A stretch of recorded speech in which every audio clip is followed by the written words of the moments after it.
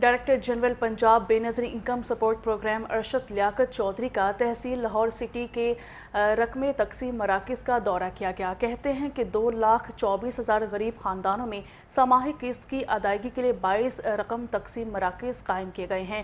رقم کی شفاف تقسیم کو یقینی بنانے کے لیے BISP کا عملہ ہر سینٹر پر تعینات ہے۔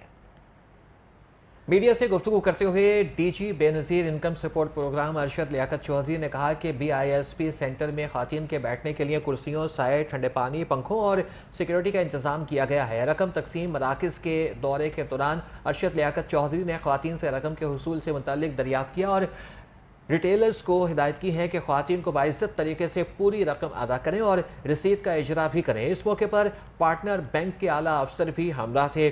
ڈائریکٹر جنرل BISP نے بینک کے عملے کو سینٹرز پر پیمنٹ کاؤنٹرز بڑھانے کی ہدایت کی۔